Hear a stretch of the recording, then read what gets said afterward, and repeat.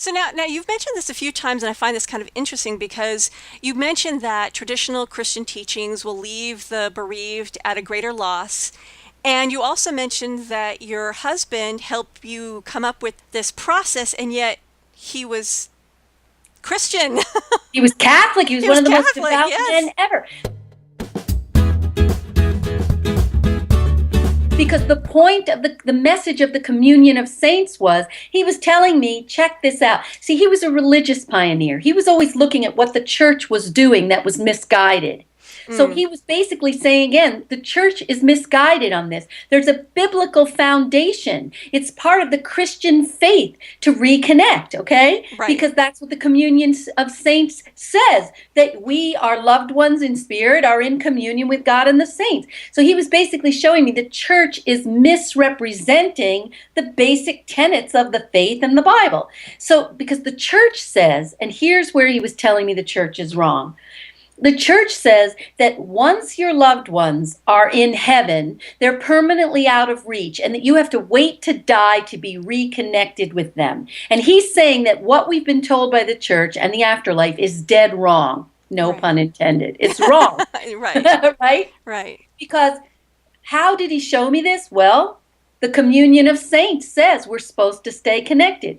One day, I went to talk to his priest, and the priest said that to me. Once he's in heaven, you won't hear from him. Well, I was so upset by this. So I come home, Karma, and I make the circle for the group. I have an office in my house.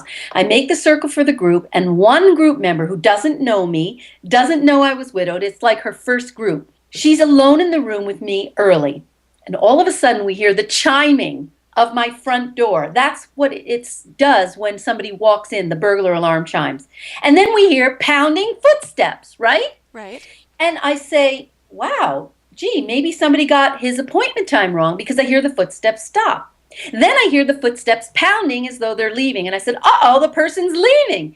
So I jump up, open my office door, and I look in the waiting room. There's nobody there. I run to the front door to see who it is, right? Who's running, who's leaving my office. But my driveway and where you park is so long that there's no way that a human being could have left and gotten to the car by the time that I got to the front door. I would have Right. seen the person, but there was nobody there. Wow. So she says to me when I come back, it was a spirit. Well, that was his answer to the message. Once he's in heaven, you won't hear from him anymore. Where would I go?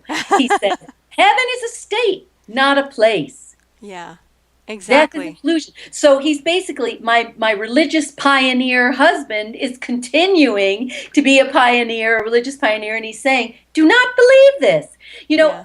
Part of the reason that people think, oh, you can't talk to loved ones in spirit, derives from some misguided fear of devil worship. Hmm. It's Yeah. like, oh, you're going to open the door, the evil's going to come in. This is not true.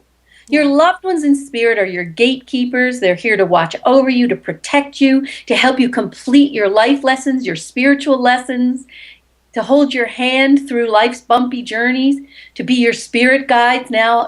So they're here to watch over you. Right.